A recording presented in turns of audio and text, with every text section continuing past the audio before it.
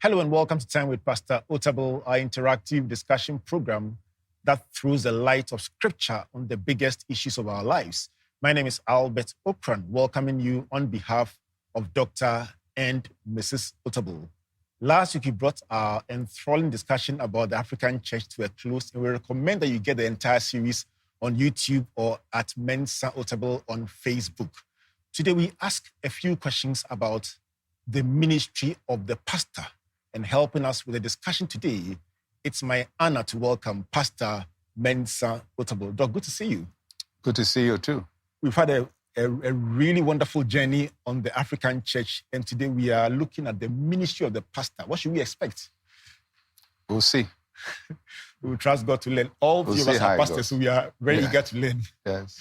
Then we welcome my colleagues, Pastor Eric Hermeku, ICGC Open Heavens. Pastor Eric, good to see you. Thank you very much, Reverend Albert. And Pastor Priscilla Nana Nketia of ICGC Eagles Temple. Pastor Priscilla? Thank you so much. We're ready to learn? Ready to learn. Absolutely. Doc, last week you rounded up the discussion with a very strong point about burnout and the need for reinvention. And we'll focus a bit on that in talking about the pastor. But let's start by giving context.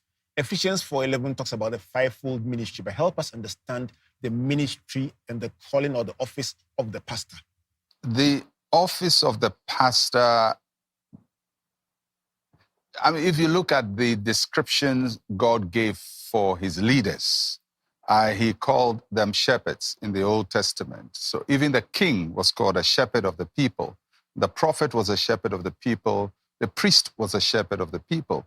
So it would seem as if no matter what a person's spiritual calling, gifting, ability was, God sees them as the shepherds of his people. So I like to see the ministry of the pastor as a generic ministry, as embracing that of all Christian leadership, because it is a shepherding of God's flock. So much as I know that there are distinctive callings that God gives to people, I try to see all of it within the context of shepherding God's people. And that's why I think that the pastor's ministry cuts across whatever ministry anybody is supposed to have. They should have a care for God's people. They should be interested in their well-being. They should know how to feed the flock. They should know how to nurture the flock. Jesus Christ gave the commission to Peter after his resurrection, when he asked him 3 times, do you love me? And he said, feed my flock, tend my lambs, tend my sheep. So you just see that even within that context, the whole idea of tending, feeding, nurturing the flock of God is at the center of every ministry. And that's why I see the pastoral ministry as a center ministry. So, Doc, it would mean that if even somebody had a gifting, a prophetic gifting, or a teaching orientation, or an evangelistic calling, the name pastor can be generically used for all of them and it wouldn't be out of place. Yes, because they are all shepherds of God's people. Ephesians 4 says that for the perfecting of the saints. So that's what the ministries are there for, to shepherd God's people, to feed God's people, to encourage God's people, and to nurture God's people. And I like to think of everything then within the context of a pastor. Just like in the early church, they saw everything, they designated people as elders, even though they had different ministries, they called them elders. But the eldership is a shepherding ministry. It's a pastoral ministry. That answers the question of those who have been asking, so then where are the remaining 4 in the church? I think this one answers it. Yes, you can be an evangelist and still shepherding God's people. You can be a prophet, and a teacher and still shepherding God's people. The core function of any person Christ calls is to shepherd his flock. Thank you. And shepherding God's people is such a huge responsibility. We've heard you consistently say that every pastor, and by extension, everyone, should, after a few years, 5, 7 years, reinvent themselves or risk losing relevance. What does it entail to reinvent yourself or reinvention? And why is it so important to the pastor? Well, I mean, those who wait on the Lord, the scripture says, shall renew their strength. So the idea of renewal is right there in the scriptures. Jesus Christ, although he ministered for 3 years, went through various renewals. When he would go to pray, of course, he started his ministry with 40 days of prayer and fasting. If you look at all the major leaders of the Bible, there are moments of renewal, either by spiritual encounter, by a vision God gives to them, by a new direction he gives to them, by an encouragement he gives to them that encourages them. So if, for example, Abraham is going through the crisis of determining what he must be doing with his life because he doesn't have a child and he has this promise on him, God had to visit him to bring renewal to him and help him to refocus at every time, from Hagar back to Sarah. And all of that is God helping him to adjust better to the work that he's doing. So when I talk about reinvention, that's what it means. It means that you allow the Holy Spirit to bring a renewal. And because the context we minister in changes, people change.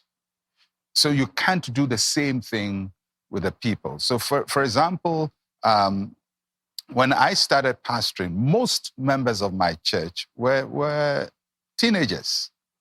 They were in secondary schools, some were in training colleges, some were in universities, but, teenagers, early 20s. Very rarely would you find people who are married.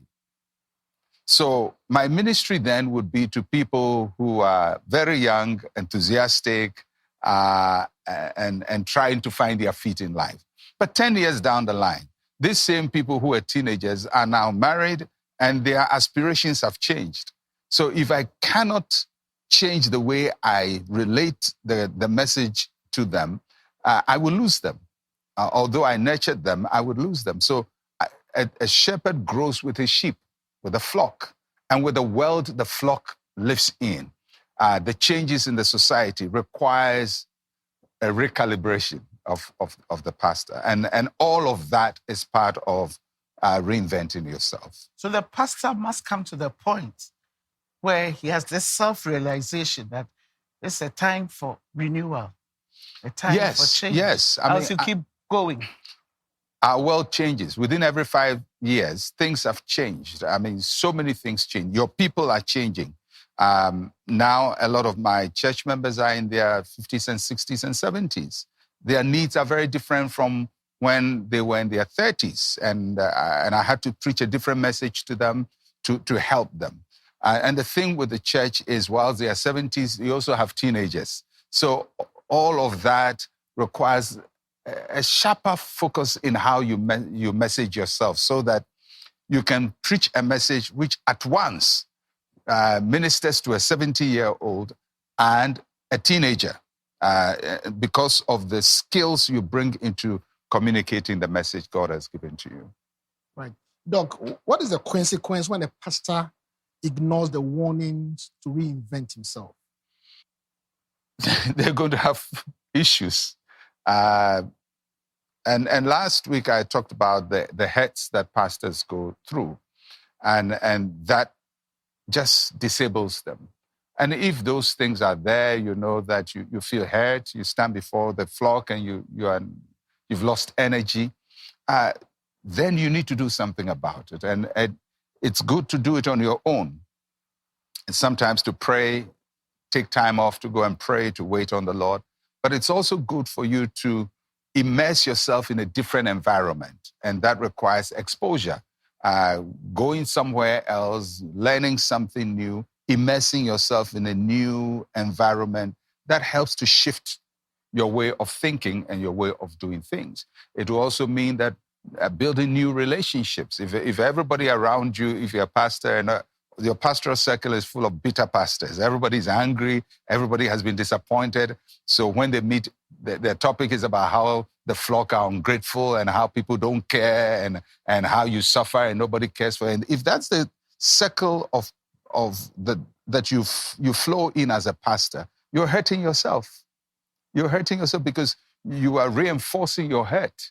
So you come and say, oh, I got hurt. And this one says, oh, mine is worse than yours. So then you have to remove yourself from such groupings, form new relationships that are wholesome, that look at life a little differently, not from the hurt point of view, but from a healing point of view. And it's part of the way a pastor readjusts into new environments. What are the signs that show that a pastor is burnt out and needs to do something? When you fight and fight and fight so many battles, even when you are winning the battles, you get weary of fighting. And interestingly, Elijah felt that when he had won a major battle on Mount Carmel, and you would think that, this should be the high of his life, but it's a low point of his life because he thinks, I'm fighting alone and there is nobody else fighting with me. And then people don't even appreciate what I'm doing because Jezebel wants to get my head. And so he wants to die. One of the things that happens to pastors, sometimes after some of the greatest things that happens to a pastor, he's preached a great sermon, he's ministered well, and everybody thinks he should be happy. That becomes a very low moment because after you've emptied yourself, you just feel empty. You feel dry. So that's where Elijah was. And so he says, Lord, take my life. And God says, not yet. I will take it, but not yet. And so God directs him to a mountain. And he says, go there and wait for me. We'll have a conversation when we meet. And so he goes to the mountain, and God manifests himself to him in different ways, and then speaks to him, and then gives him a new assignment. That's reinventing Elijah. Gives him a new assignment and says, now go and look for Elisha, and go and look for Hazael, and go and look for Jehu, and anoint them. And so he has a new lease of life, a new purpose in life. He's no longer going to be fighting Baal's prophets and Jezebel. Now I have to go and look for somebody to train and mentor. And interestingly, he spent about 20 years after that doing that assignment. And that tells you he had a new focus, a new impetus, a new drive for his life and for his ministry. Pastors need that at various points where the drive will be challenged, the focus will be better, and a new direction comes that releases your energy and makes you feel youthful, have a drive to do something great for God. Doc, it would then mean that if you feel burnt out, it is not a bad thing in itself, as long as you can find the mountain. Yeah, it's human. But you have to have an encounter. You have to have an encounter, and you have to have an encounter with God. And it could come through your private prayer, but it could also come by you just attending a conference somewhere, meeting somewhere, sitting down to be ministered to, hearing somebody else preach, and just something triggers something inside you. And all of a sudden, you have a new purpose in life. One of the people I admire most who could do that, two people, was Oral Roberts, who had the ability to do that, and Billy Graham, who also could do that a lot. And that's why they had so much longevity in their ministry. What exactly did they do? If you look at Oral Roberts' ministry started as a pure healing ministry. I mean, he had tent meetings, and he would lay hands on people, and sometimes he would do that until he would almost drop. And then the healing revival that he was part of, which was called in America the healing wave, started ebbing. And almost everybody who was in that wave started going down. People were tired of it. They didn't want that again. And that's when Oral Roberts shifted and went into television. And people thought he had backslided. But he had a totally new approach to ministry, which was very different from the hands-on ministry he had. And then he did that for a while, and then he went into education. He set up a university. So if you look at his life at various points, there will always be a new appetite to do something. And that kept him going for probably about 60 or so years of ministry. You can't do the same thing for 60 years. You're going to burn out sometime. For me, the biggest revelation in all this is the point about being most vulnerable after a big success. That, for me, is the biggest lesson in this answer. Because every success is a peak. If you're climbing a mountain, you're very energized to climb the mountain. You do everything. I want to get to the top. I want to get to the top. Then you get to the top. Where do you go next? The next movement, you're going down to the valley. So you have to find another mountain to climb. Otherwise, right after your greatest achievement, you'll be set in huge depression. Sometimes men and women of God have fallen after their greatest successes because there's nothing else to do. Like David, there was nothing else to do, so he's on the veranda looking at women because there's nothing else to do. He has won every battle, he's defeated everybody else. You know, he had to have a new mission. And thankfully, God gave him a new mission that re-energized him to build a temple or to prepare for the temple. So he spent the rest of his energy after that preparing to build a temple. So something else must engage you when you have achieved all that you want to achieve. Pastor, can we look at some of the signs of burnout? Because sometimes we don't recognize that we are in that process, and then it just happens to us. Because it's simmering. It's not a conflagration of fire that burns you. It's just a slow burning dissatisfaction, unhappiness, pain, discouragement, hurts. And when you're a pastor, you hear a lot of those. You know, you preach a message you thought was the best, and then you hear comments people made about your message, and it, you know, and it continues, and people say, "Oh, pastor is no longer hot. Pastor is lost it. Pastor is no longer that," and you hear criticisms of you, and sometimes from people you love and people you think shouldn't be criticizing you, and it goes on. So after some time, you just realize you become weary, and when you're weary, then you don't want to do anything again. You just want to sleep. You can't prepare a message. You just see your appetite is gone, your energy, your drive, the fire is gone. And sometimes it's because you've also achieved something that you set yourself to achieve. You know, if I'm able to do this, I will be happy. You do it and realize you're still 26. And you're going to live to be about 86. So you have 60 more years after you've achieved something at 26. So it is this. That's why I say that every 5 to 7 years, you must challenge yourself to do something else.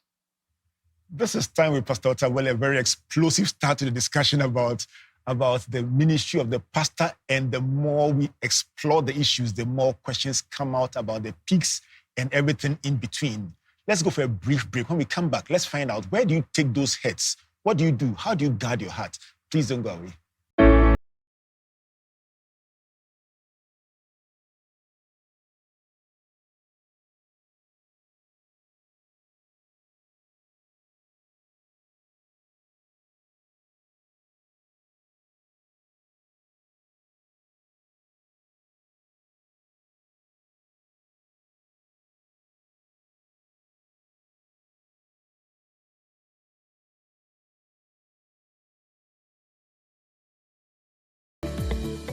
Welcome back to Time with Pastor Otabil as we discuss the ministry of the pastor.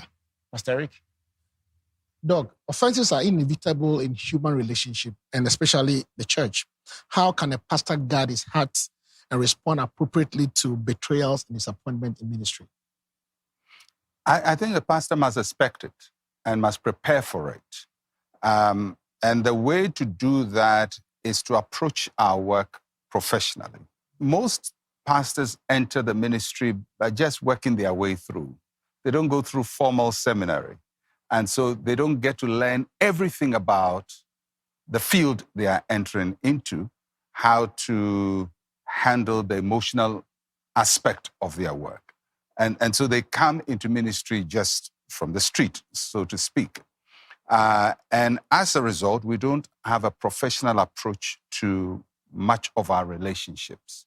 If somebody was trained as a clinical psychologist or a counselor, whose work is quite close, part of his work, quite close to what we do, they will be taught how to separate their emotions from their work. If you are a doctor, you would know the ethics of your work, that you don't treat somebody who you are very, very emotionally connected to because it disturbs your own judgment. So these are some rules that some professions use. But when it comes to pastors, it's free range. Everybody just does as they feel led. And it's one of the reasons why I'm not a fan of this daddy, mommy, calling people by father, mother, children, because I think it creates a very domestic environment that doesn't help you to properly separate, if you have to separate from what is going on. So offenses will come. You just have to get ready that people offend you. You have to forgive them in advance. You know, when Jesus prayed and when he was being crucified and said, "Father, forgive them, for they don't know what they're doing," the people knew what they were doing. They were crucifying Jesus, and they knew they were crucifying Jesus. But Jesus had to protect his heart from the people he has to redeem, because he has to redeem these same people who are crucifying him, and he has to protect so he doesn't take it personal. And so he prays for their forgiveness. And so there is a way in which we must be able to separate ourselves from people, in the sense. I mean, when you say that people wonder, that doesn't mean that you don't care for them. You care for them so much that you give them distance.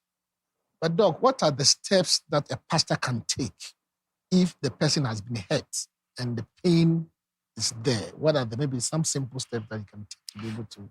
I think in most professions that are close to ours, you always have to go for reviews as a practitioner yourself. So if you're a clinical psychologist, you have to have somebody you go to talk to, maybe every month, and unburden and discuss your issues with. It's difficult to do it as a pastor. That is why pastors must have peer relationships, people who are on their level. And you don't go to report yourself necessarily, but to have conversation, to discuss what you're going through. And in the talking, as you talk about what you're going through, just talking about it is part of your hurt. If it gets very bad, then you need to talk to a senior colleague whom you think is level-headed enough to help you navigate that path. If there is nobody, then you just have to trust the Lord and read the scriptures and just follow the example of Jesus and trust him to heal your heart. Doc, you mentioned ethics. Will it be appropriate or ethical for a pastor to share their fears, their anxieties, their frustrations with their congregation? It depends on who is your congregation. Because we have different kinds of people in our congregation. I mean, my wife is in my church, so in a sense, is in my congregation. And then there are members of my congregation who are friends. Some are my schoolmates, childhood friends, and some I've known in the church for so long that they become almost like your friend. So that's different from just a church member who you don't have much of a relationship with. So you can share with people very selectively, but don't just share with everybody, because people tend to use what you share with them against you. The vulnerability of a pastor sometimes becomes the weapon that is used against him. So whilst you think you're creating sympathy, you are weaponizing somebody to hurt you the more, because you've put a tool in their hands that if they don't know how to use that tool well, can cut you very painfully. Doc, then obviously the pulpit is totally out in this conversation. One of the disciplines I think every pastor must have is, as much as possible, never to talk about their pain and hurts in the pulpit. It may seem like a good thing, but it's not a good thing. You will empower people in a way you don't want to empower them. And they would use that empowerment against you at some point in their lives. Even if they help you, they will use it against you. It's just human nature. I don't blame people if they act that way. Human beings are like that. If you give a stick to a little child, he will hit you very soon with it. So he doesn't even know he's hitting you, but he will hit you with it. Doc, so if a person is overwhelmed, would you recommend that they step up the pulpit for their own benefit?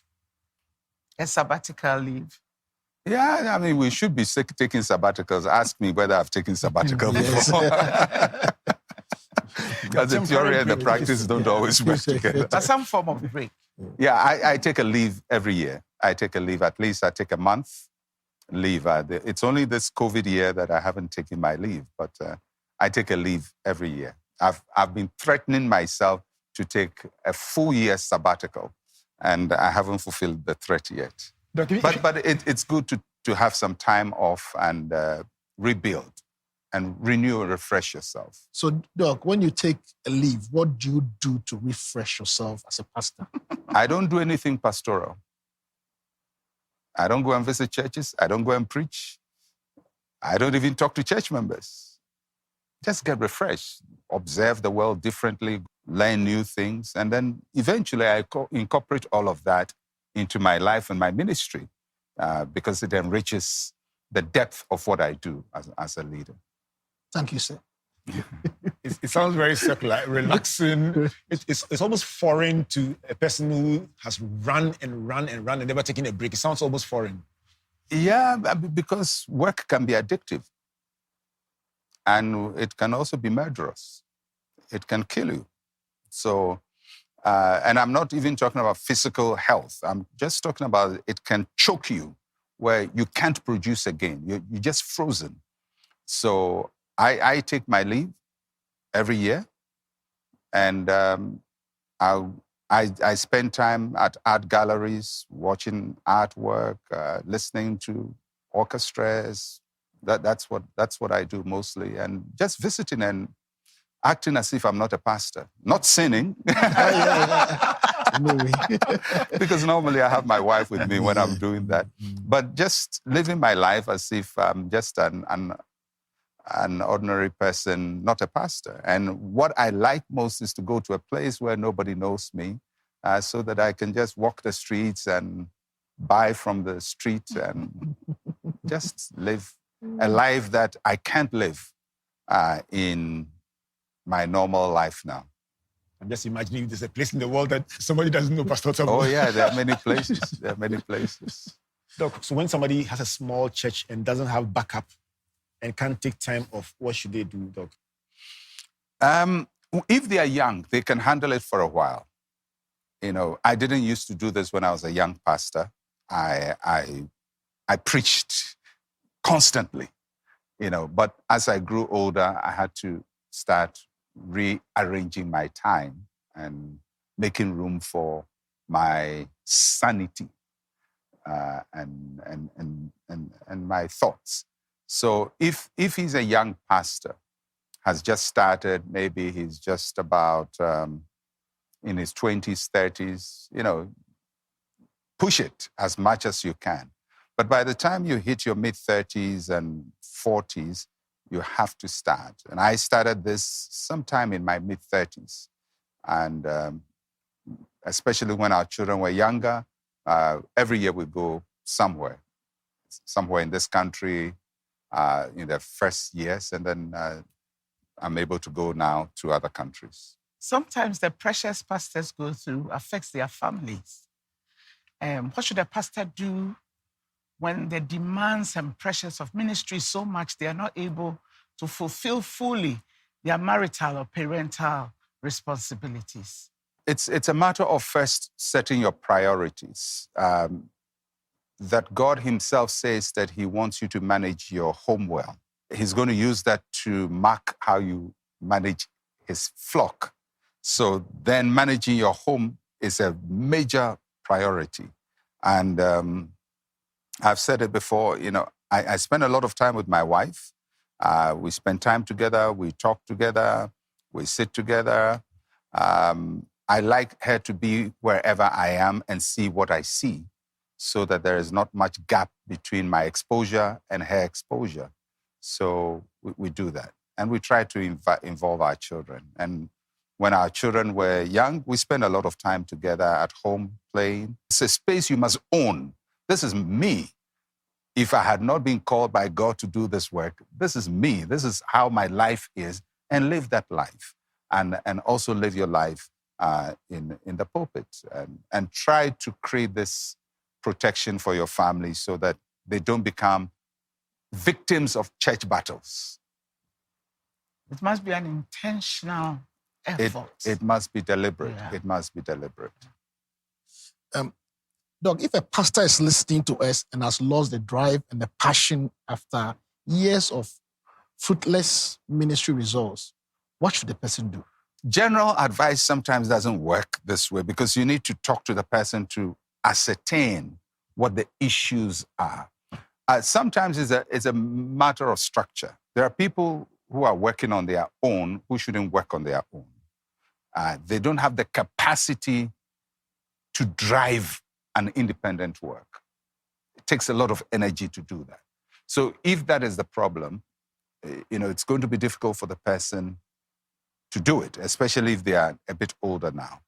If the person is working in an organization, but is still struggling, then I'm going to look at their skill sets. What did they come into ministry with? I'm going to look at their preaching. I'm going to look at their messaging. I'm going to look at how well they've developed. I'm going to look at their discipline, how much time they give to preparing for what they do, things like that. I'm going to look at their human relations and team building skills. How are they able to get people to work with them in the church? So there are so many things that have to be looked at to help the person to make adjustments and hopefully transition into a better performance. Since you mentioned preaching, I wanted to find out, what's the recommended time should a pastor preach in a service, and what will make his sermon impactful? The shorter, the better. You can't go wrong with short messages, because if it's boring, people will tolerate you for just a short time. So if you don't preach well and you preach for 25 minutes, everybody's like, okay, he finishes early. So they will tolerate you. They know pastor styles, it's not going to be fun, but, I'll sit here for 25 minutes and I'll be fine. And they will come again and tolerate you 25 minutes. But if you don't preach well and you preach for 1 hour, 30 minutes, then people are going to leave the church, because now you are torturing them. So my first rule is, when you're starting to preach measurable messages, short. So probably about 30 minutes. And maybe when you become very good, you can do 45 minutes. And there are people who can preach for 2 hours and still sustain an audience. But that's a very unique ability. Not everybody can do that. So if your mentor preaches for 2 hours and you are a 25-minute capacity preacher and you want to do 2 hours, people are going to leave your church. They'll vote with their feet. They can't handle the torture. So what are the ingredients for an impactful sermon? We will probably have to look at sermon preparation and all of that. But basically, when I'm preaching a message, I try to put myself in the position of the people. So I'm thinking of myself. If I'm so and so, if I'm a single mother in the church and I'm going through this, what kind of message would I want to be preached to me? So I try to imagine myself as people. Or I'm a taxi driver, I don't have much education, I've gone to church, I want to be somebody. How does a pastor help me to be that? So that's my first level, trying to identify your audience and connecting with them, empathizing with them. You see, there is something that is called the marriage between the pastor and his flock. Every pastor, almost like a marriage, when you start pastoring and you have a flock, you're almost like, it's like a courtship. But over time, you get to know them. You get to really know your flock very intimately. You can know how they think, you can know their fears, you can know their anxieties, because they also talk to you about their problems. And you get to understand what they are dealing with.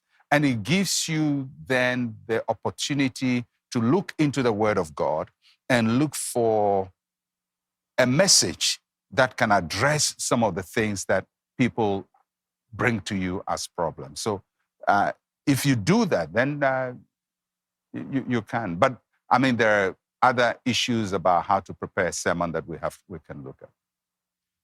This is Time with Pastor Otabil. At the point, it was pastoral science, pastoral engineering, pastoral diagnostics, and obviously we are learning in a way we couldn't have done anywhere else but on Time with Pastor Otabil. We'll take another break. When we come back, let's ask even more about the toolkit of the pastor.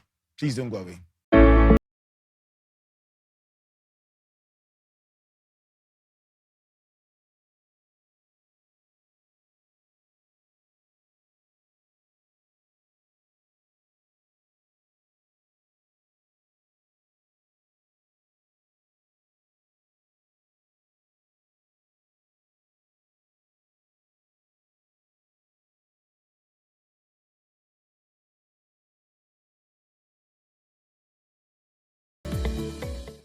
Welcome back to Time with Pastor Otabil, looking at the ministry of the pastor.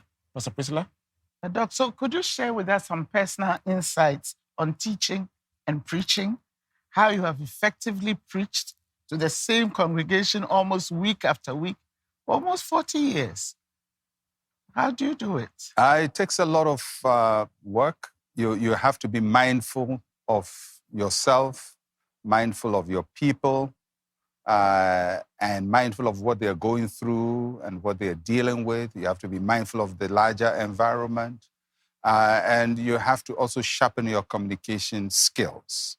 The older I have gotten, the sharper I have become at doing what I do. First, because I have a lot of experience behind me.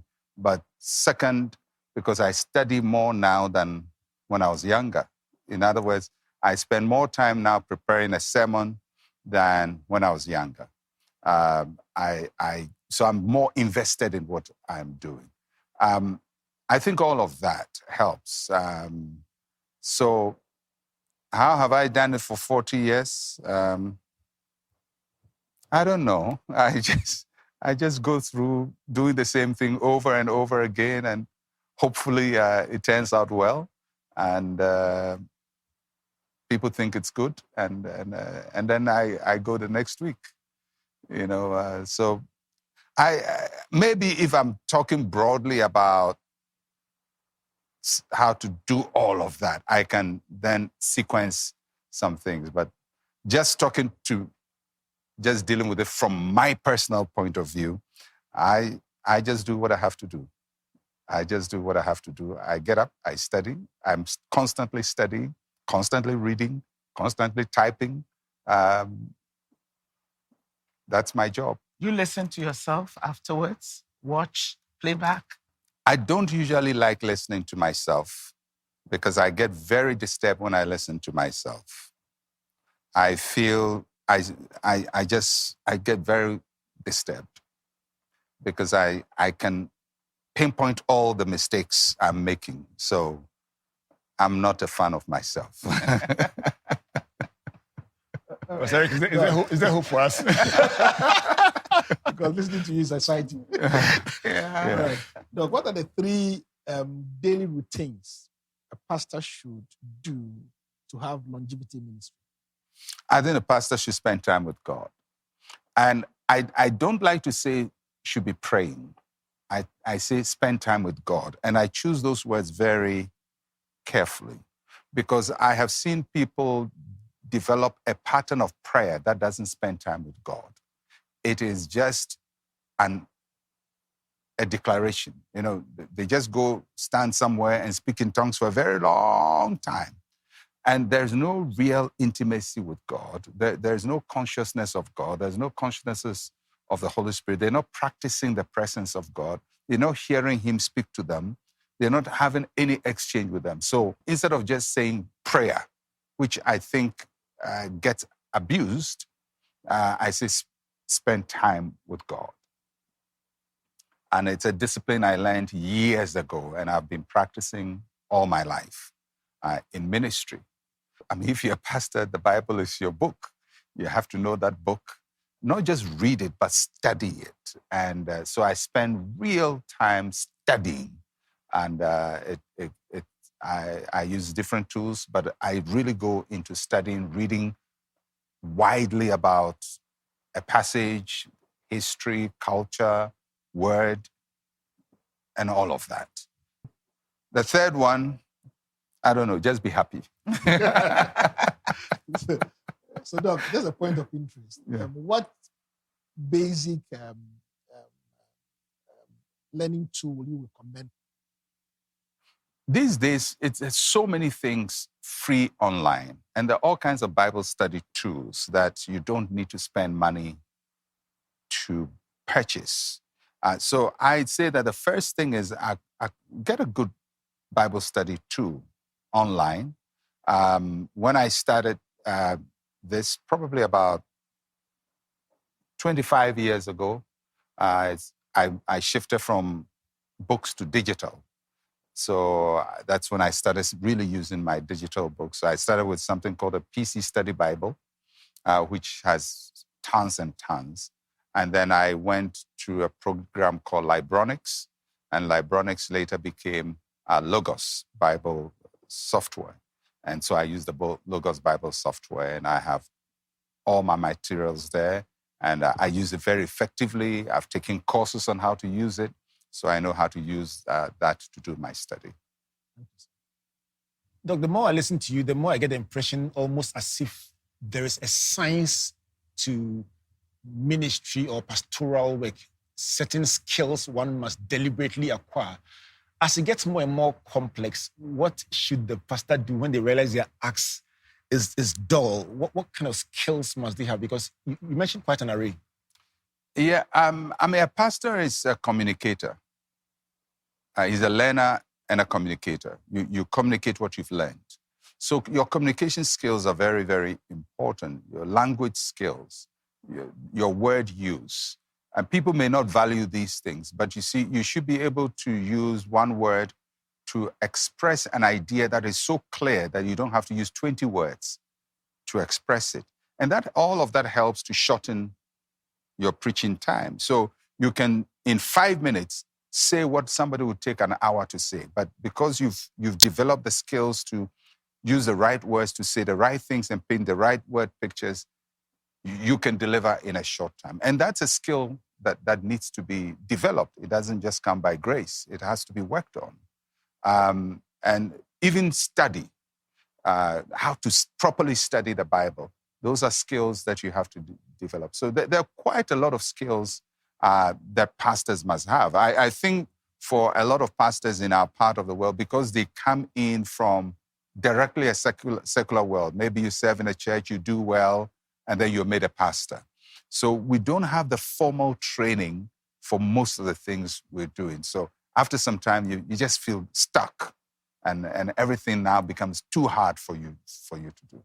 And for most people, they dwell on the most visible part of the work, which is the preaching, and don't see what happens outside. Yes, I mean, a lot happens, especially if you are a senior pastor. Even if you are not senior pastor and you have a responsibility, whether you're a youth pastor, a music pastor, a worship leader, and you're a pastor. I mean, these are specialized ministries that you need to really be very competent in. If you're children's church pastor, you have to be on top of it. You have to understand how to do children's ministry, study new trends, new global trends, and all of that to really do it effectively.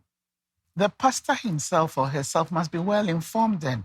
You may have leaders or other pastors handling children's ministry and so on, but you must be on top. Yes. But I'm wondering about the semi-educated pastor who has a growing number of educated middle class. How is he to connect and to cope? One thing I can say is when you commit to learning, education will not be a problem. Lack of it will not be a problem. Because learning can be done in any language, So you have to be committed to learning. And one of the ways to be committed to learning is to be committed to inquiry. Ask questions from people. Don't look at problems and take the first answer that pops into your head. Challenge your thoughts. Challenge the things that come into your head and put them into different scenarios and see whether they work in all those scenarios. And when you do that, very soon you develop critical thinking.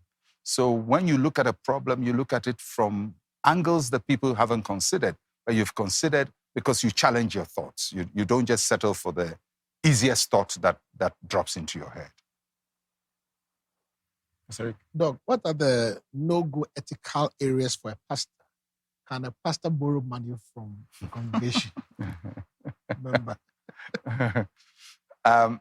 I will go back to how I answered it.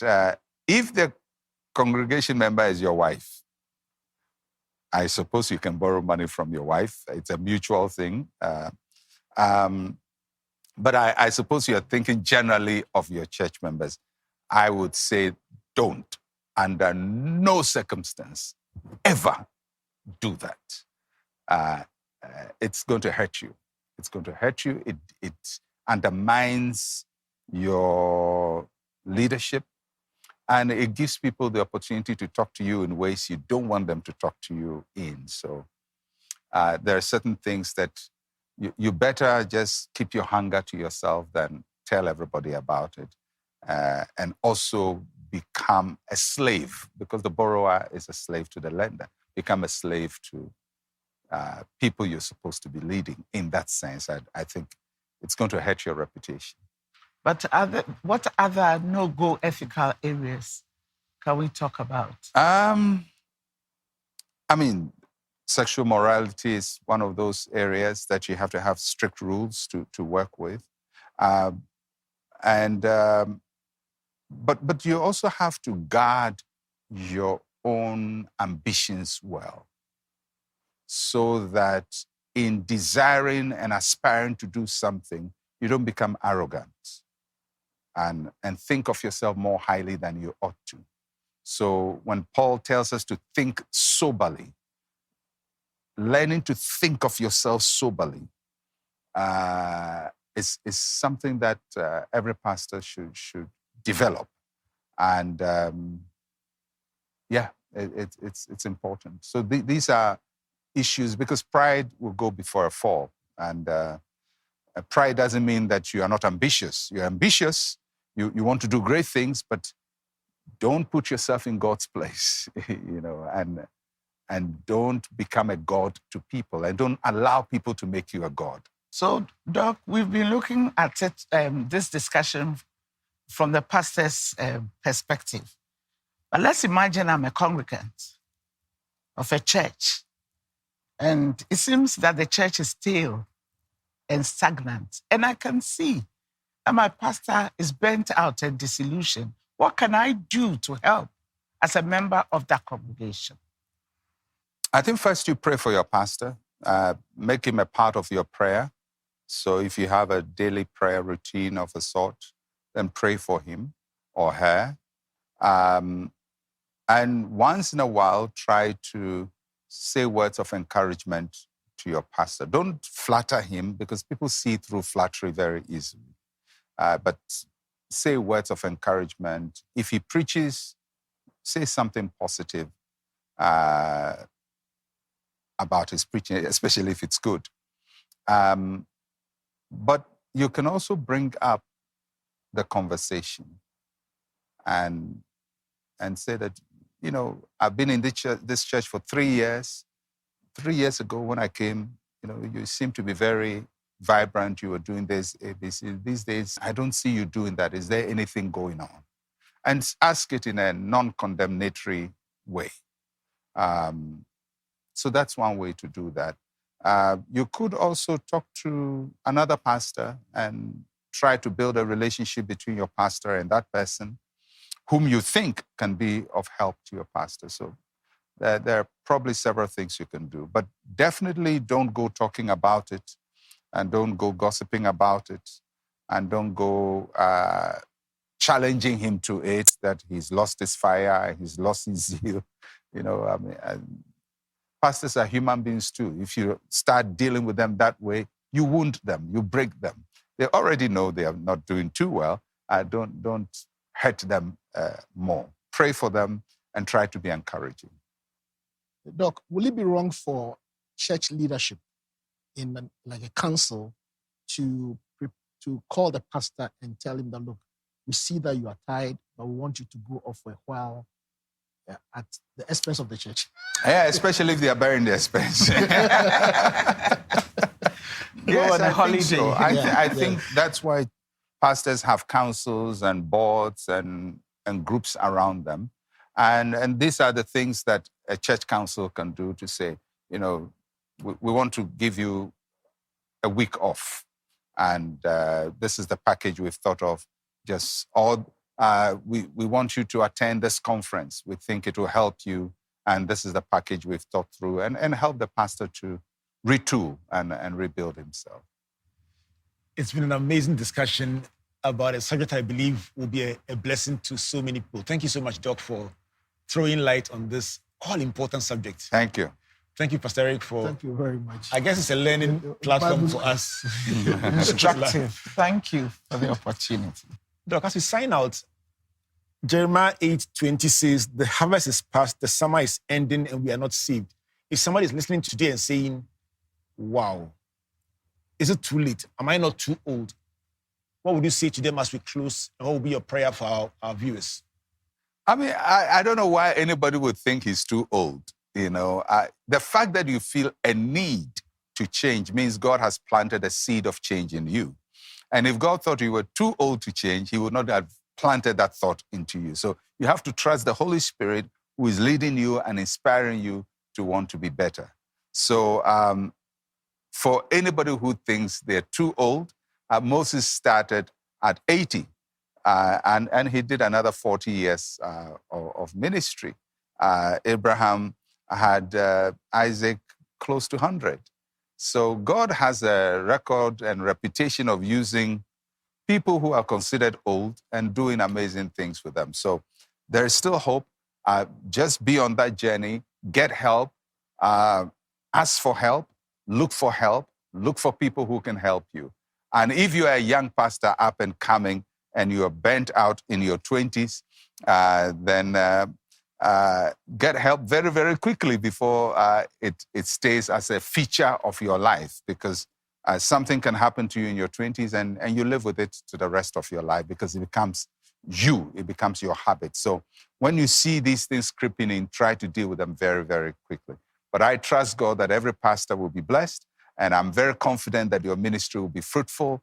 And I pray that God will help us to help you and to put in your hands tools that will enable you to do your work very effectively. May the Lord bless you, enrich you, keep you, expand you, and cause you to grow without any borders and limitations. In Jesus' name, amen.